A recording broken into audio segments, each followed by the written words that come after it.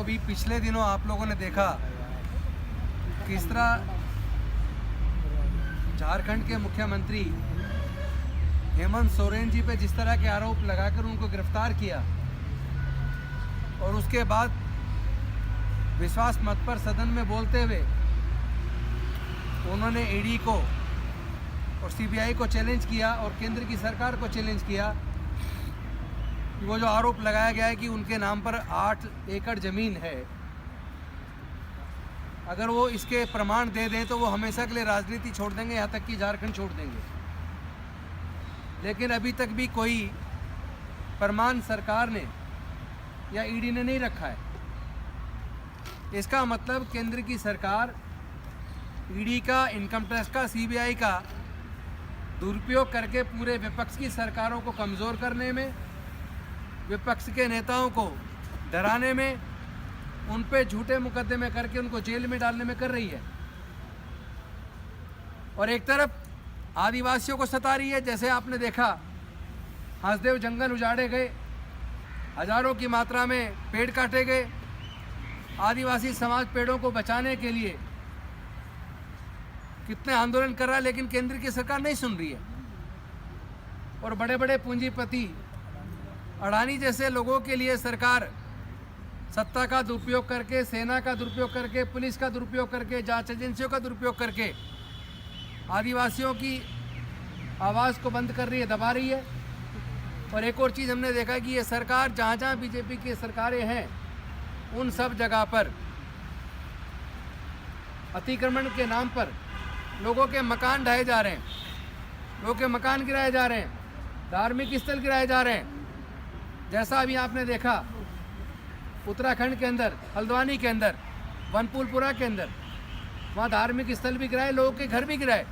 छोटे छोटे बच्चे रोकर हाथ जोड़कर प्रधानमंत्री से विनती कर रहे हैं कि ऐसी ठंड में हमारे बच्चे, हम लोग कहाँ रहेंगे, हम कहाँ पढ़ेंगे। लेकिन बच्चों की चीखें देश के प्रधानमंत्री जी को सुनाई नहीं दे रही हैं।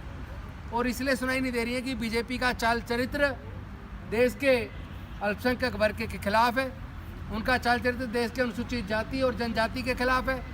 इसलिए जहाँ भी अवैध निर्माण के नाम पर जो जिनकी झुग्गियाँ तोड़ी गई हैं, मकान तोड़े गए हैं, आप देखेंगे पूरे देश में अनुसूचित जाति की बस्तियाँ उजाड़ी गई हैं, ये कह के कि ये तो फॉरेस्ट लैंड में या सरकारी ज़मीन पे। उसी तरह आदिवासियों के घर उजाड़े गए और उसी तरह आपने देखा होगा अल्पसंख्यक समाज के घर उजाड़े गए। यहाँ तक कि राम मंदिर वाले रास्ते पर आपने बिलखते हुए औरतों को देखा होगा, वहाँ भी लोगों के घर उजाड़ दिए। तो इस सरकार की नज़र में लोगों की कोई कीमत नहीं है, लोगों के फंडामेंटल राइट की कोई कीमत नहीं है। एक एक करके ये लोग अतिक्रमण कर रहे हैं। और आपने देखा होगा मणिपुर के अंदर अब तो साल भर हो गया, लेकिन साल भर होने के बावजूद अभी तक प्रधानमंत्री जी नहीं गए। वो प्रधानमंत्री जो छोटी छोटी बात पे अपना वक्तव्य दे देते हैं, वो प्रधानमंत्री जो किसी खिलाड़ी के बीमार होने पर ट्वीट करके कहते हैं उनको जल्दी स्वस्थ होने की मंगल कामना करते हैं। लेकिन मणिपुर के अंदर जिस तरह आदिवासी महिलाओं के साथ हुआ, उसके ऊपर प्रधानमंत्री जी की चुप्पी, देश के दलितों, पिछड़ों, आदिवासियों और माइनॉरिटीज़ के घरों को तोड़ने के ऊपर देश के प्रधानमंत्री जी की चुप्पी और विशेष रूप से भारतीय जनता पार्टी का अतिक्रमण, ये देश बर्दाश्त नहीं करेगा। देश के लोग इसका जवाब देंगे। और जिस तरह गुजरात के अंदर मौलाना काजरी जी को उनके पार्ट स्पीच पर, पूरी स्पीच मौलाना आजरी जी, उनकी पार्ट स्पीच यूज़ करके यानी कट पेस्ट करके फर्जी कंप्लेंट दिला के उनको गिरफ्तार किया गया।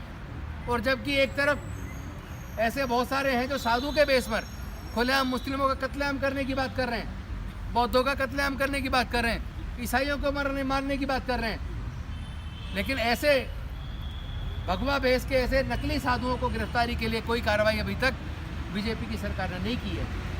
इसका मतलब प्रतीत होता है कि बीजेपी की सरकार एक तरफा अनुसूचित जाति, जनजाति और धार्मिक अल्पसंख्यक लोगों के खिलाफ कार्रवाई करती है।